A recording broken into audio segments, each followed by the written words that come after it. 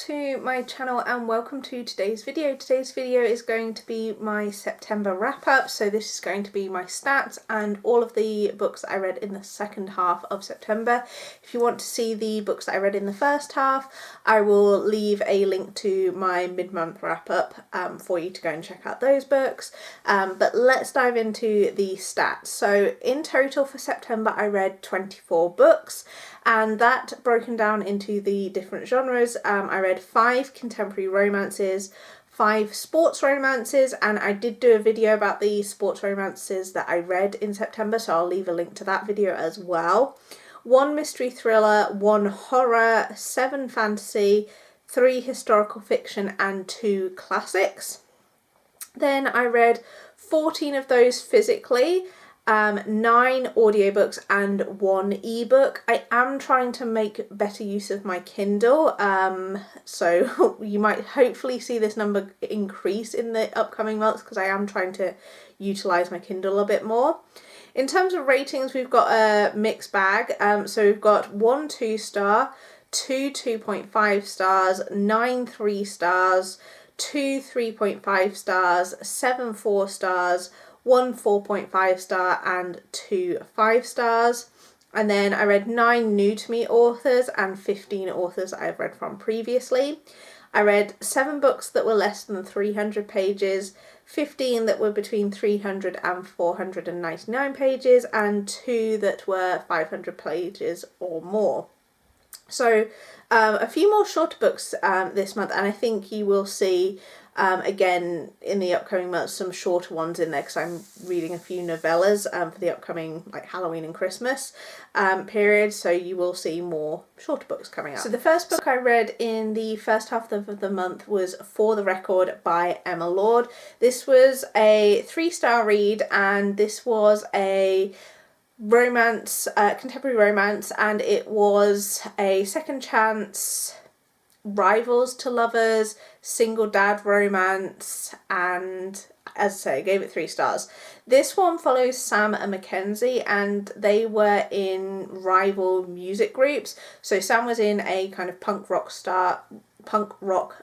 band, and Mackenzie was in an all-girl pop group, and they did a lot of touring together back in the day because they were very popular at the same time, and they were kind of rival bands. They were obviously contrasting music, and they went on tour together, and there was a lot of kind of rivalry between them, and they used to get up to a lot of pranks and things whilst they were on tour, and Sam and Mackenzie always had this kind of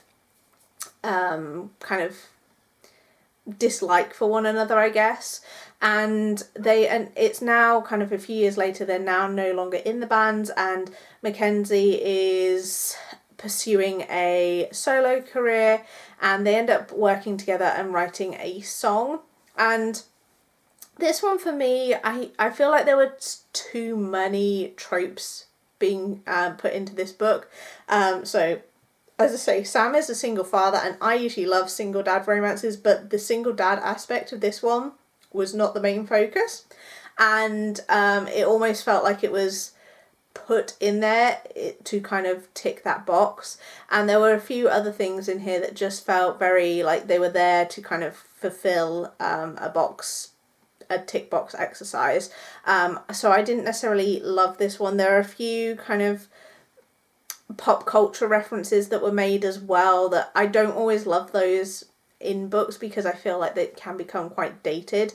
So overall this was just a 3-star read for me. I wouldn't necessarily recommend this one. I think there are better musician romances out there. Then I read Rush by Emily Carter, and I gave this one 3.5 stars. This one I do go into more detail in my sports romance video, which as I mentioned I will leave a link down below. But this one is my favourite that I have read from Emily Carter. This is a racing romance, and we have 2 characters, Marco and Savvy. Savvy has recently joined the women's only team, and Marco is kind of set up to be her mentor, and they have this very good friendship going on throughout the book, and Savvy is in a secret romance with a big country star. and he decides that to kind of protect their secret relationship, she should fake date someone else to kind of throw people off their scent, because they did get some compromising pictures taken of them whilst they were kind of secretly meeting, although her face is not in the pictures. So he has this plan that her and Marco should fake date to kind of throw suspicion off her and this country star. And the romance between Marco and Savvy I did really enjoy, but because of the setup of this book, the actual them being properly together is only really for a small amount of the book, because, as I say, for the most part they are fake dating, and obviously Savvy is in a relationship for the majority of the book. So this one's definitely not my favourite sports romance that I've ever read, but from this author it is my favourite from this author. She's written 2 other books in this kind of racing world, and they've just been okay for me. This one is definitely the one out of the 3 that I would recommend. Then I read, or listened to I should say, Ruthless Vows by Rebecca Ross, and this is book 2 in the Letters of Enchantment series, and I gave this one 3 stars. So for me this series was just kind of okay. So we have these 2 characters who work as journalists, and they each have this kind of magical typewriter where they can send letters to each other without actually and they kind of magically get sent to one another. And this is a fantastical world. It's almost like, to me it reads like a fantastical World War II setting. I feel like the author did take inspiration from World War II. That's how it read to me, and this one was just okay. There is a bit of a romance between these 2 characters, and as I say, there's gods and there's lots of things going on, but I just wasn't super invested in this one, and a lot of people really like this series, but for me it was just okay. I wouldn't say it was anything special. Then I listened to The Importance of Being Earnest by Oscar Wilde. So I have a bind-up of Oscar Wilde's plays, which I featured in one of my previous book hauls. And I'm kind of reading, trying to read through the books that I've hauled. And I feel like the best way to consume a play is to kind of listen to it, and The Importance of Being Earnest is probably one of my favourite plays that isn't Shakespeare. I've seen a few productions of it and I really enjoyed listening to it. I listened to the Audible original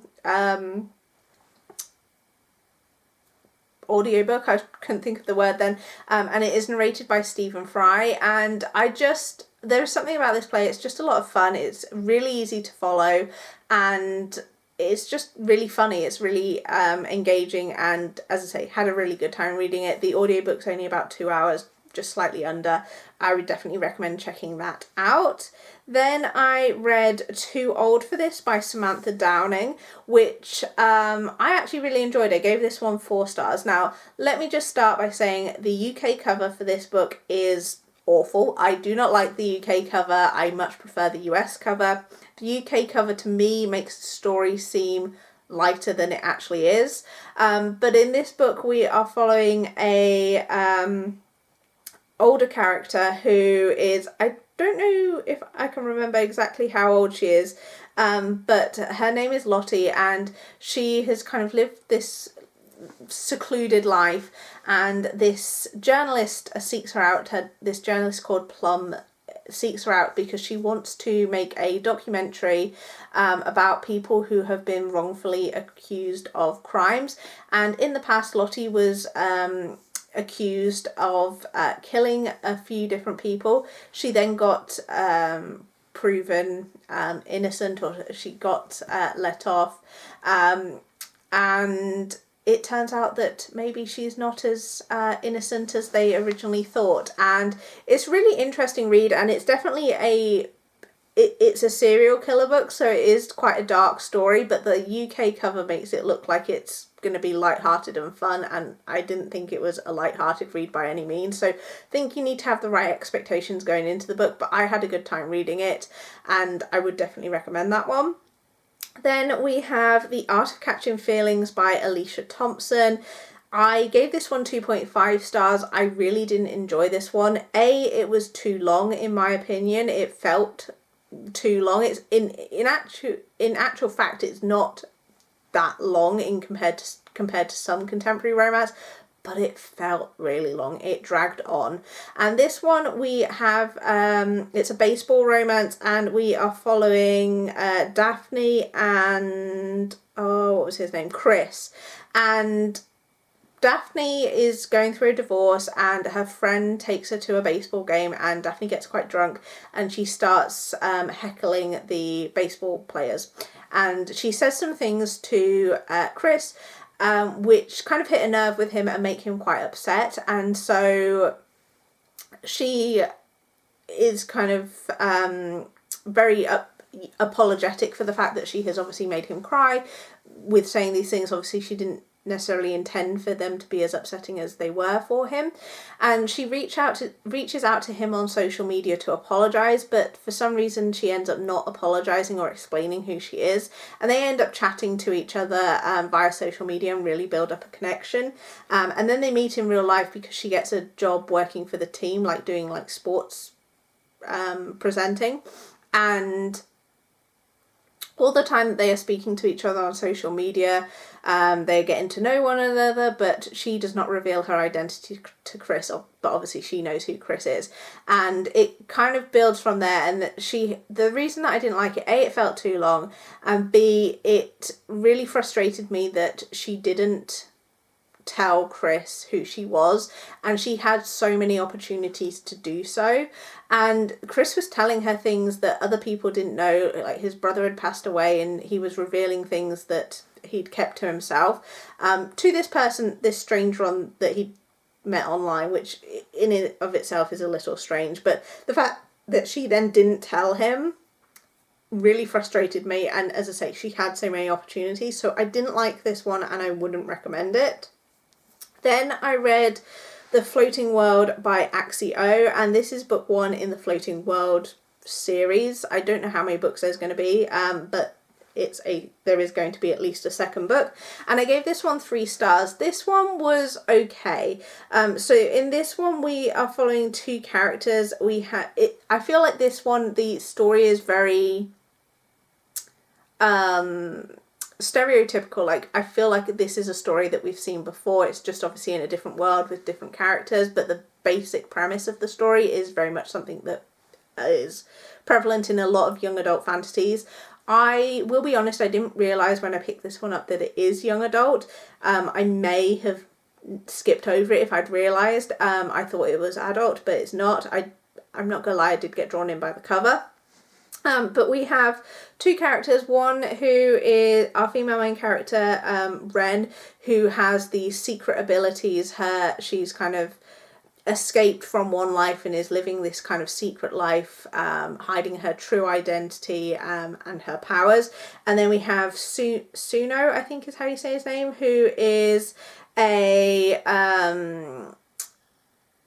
kind of underdog. He does a lot of jobs, like kills for hire, and does a lot of stealing and things like that. He does like these odd things for, not odd, but like odd jobs for people to kind of get by, and he is tasked with finding this girl with these secret powers, and obviously he doesn't know who he's looking out for, but he encounters Ren and quickly realizes that she is the girl that he is supposed to go after. There is a slight romance in here, but I would say it's not really a romance. I feel like that might become more prevalent in later books in the series.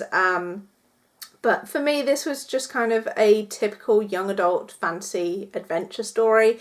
I'm not saying that it was bad by any means, but it just didn't do anything that was super memorable or super new. So I'm not going to be continuing on with this series, but I did obviously read that and gave it 3 stars.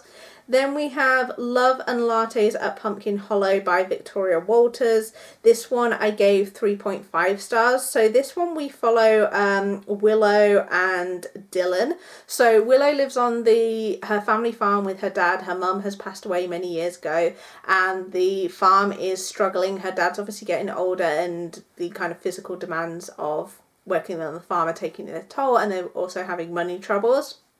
And Willow's father has been approached by Henderson Homes, which is a company that Dylan works for alongside his brother, and they want to buy the farmland and basically build houses on it.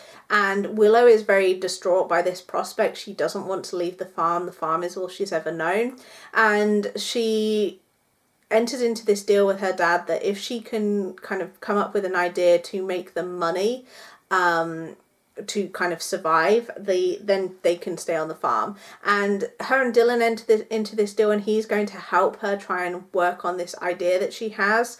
And if it's not successful, then they will sell the land to them.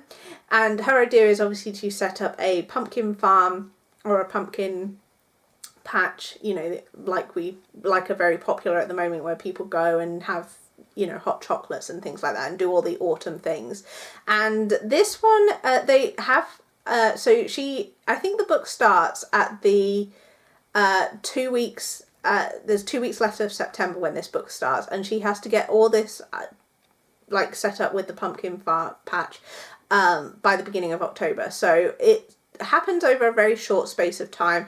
Obviously there is a romance between Willow and Dylan, and we are seeing them put this pumpkin patch together. So there's a lot of autumn vibes in here.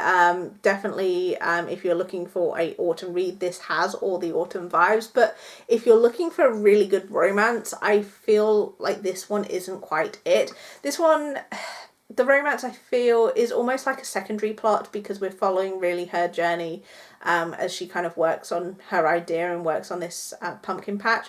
But I did have a good time reading it, and it is like a fun, cozy read. It reads like a Hallmark movie, and I mean that with the highest of compliments. I don't mean that as an insult. It just reads like a cozy film, and I had a really good time reading it. It is a short read, so if you're looking for a short autumn read to get in, this one is a fairly decent one. Then I listened to Witches Get Stuff Done by Molly Harper. This is book 1 in the Starfall Point series, and I gave this one 3 stars. I liked this one, but it's definitely not my favourite from Molly Harper. So in this one we are following Riley, who comes to this small town of Starfall Point, where her aunt has recently passed away, and she never really knew her aunt, and she was coming to the Starfall Point's actually on an island, and she was coming to the island to meet her aunt, but she discovers that she's obviously passed away and has left her this mysterious job looking after this mysterious house. And it turns out that Riley is actually a witch, and she can see ghosts, and part of her role as custodian of this house is to kind of keep the ghosts that inhabit this house in line. And she discovers some other witches on the island that are almost like her coven, and there is a little romance going on as well, but again, more of a secondary plot line, I would say. I liked this one, but it's definitely not my favourite. This was giving Charmed vibes, which I'm not mad at. We are obviously seeing these Riley come into her powers and learn more about her magic, which was really interesting. I like seeing obviously her discover her friends also have magic, and yeah, it was a good time, but not really super memorable, and definitely not a favourite read, but it was a good read. Then I read My Calamity Jane by Brody Ashton, Cynthia Hand and Jodie Meadows, which is book 3 in the Lady Janey series. They wrote the My Lady Jane, which I did like, and this one I gave 3 stars to. This one was too long, in my opinion. So this one is set in the Western period. It follows Calamity Jane, who is or was a real person, and in this book they had werewolves, and we obviously get to see them doing like cowboy style things like Wild West and all that kind of jazz as they hunt werewolves, and it was a really interesting mix of historical and fantasy. I do like the way the narration style that these 3 authors have in this series, but as I say, this one just dragged on a little bit too long for me, so not my favourite. And then I listened to Lady Windermere's Fan by Oscar Wilde. This one I gave 4 stars to, so I didn't love this one as much as The Importance of Being Earnest, but it was still a good time. So in this one we are following Lady Windermere, who at the beginning of the play she hears something about her husband entertaining this mysterious woman, and obviously she jumps to the conclusion that he is having an affair with this woman, and all is not quite what it seems with this woman. I don't obviously want to spoil it, but she obviously believes that he is having an affair, and some drama ensues at a house party that she hosts, and that's all I'll really say about this one. It's obviously a short play. It's you can watch it. The audiobook is about 2 hours, so similar sort of length to The Importance of Being Earnest. And yeah, it was just a good time. I am really enjoying working my way through Oscar Wilde's plays, and I can't wait to pick up the next one. Then I listened to Hot for Slayer by Ali Hazelwood, which is part of the Scared Sexy collection. I gave this one 4 stars. I'm not going to go into too much detail about the plot for this one because I do plan on doing a full video on the entire collection once I've read them all. But I did really enjoy this one, and it's one of my favourites from the collection that I've read so far. I feel like maybe I'm slowly getting to like Ali Hazelwood's books. I don't want to jinx it, but I did have a good time with this one. And then the last book that I read in September was The Circus Train by Amita Parekh. And this I gave 4 stars to. This is a historical fiction set during World War II, and we are following these characters who are part of a circus. So our main female character is called Lena, I think. Yeah, Lena, and we follow her before, I think the book starts kind of just before World War II, and at the time I think she's about 8 when the book starts, so we follow her through her childhood up into adulthood, and she had polio when she was a very young child, so she is wheelchair bound at the beginning of the book, and she lives on this circus train with her father, who obviously is a performer in the circus, and one day she finds this boy passed out on the train who is kind of like, he's broken onto the train, trying to steal some food, and it turns out that he is Jewish, and so they decide to take him in on the train and kind of hide his identity, and we then, as I say, follow them through time, and Alexander, who is the Jewish boy that is found on the train, and I think his name was Theo, Lena's father, end up getting captured and taken to this camp, and we follow their journey through their camp, their time at the camp, and Lena thinks throughout the majority of the time that they have actually died, and so she goes on living her life, and then it's not until years later that they kind of reconnect. And I just thought this was a good read. As I say, it's a historical romance, and historical fiction, but there is a romance kind of subplot in there, which I did like, and yeah, it was just a solid historical fiction read. If you are looking for a historical fiction, then I would recommend this one. It is set in World War II, but I feel like there were some elements that were different in this one than your kind of typical World War II story. I did really like the fact that we were on this train with the circus. I was expecting maybe to see a bit more of the circus, considering it is called The Circus Train, but in reality we don't really see a lot of the circus, and we don't spend a huge amount of time on the train, but overall a solid read, and I'd be definitely interested to check out more from this author in the future.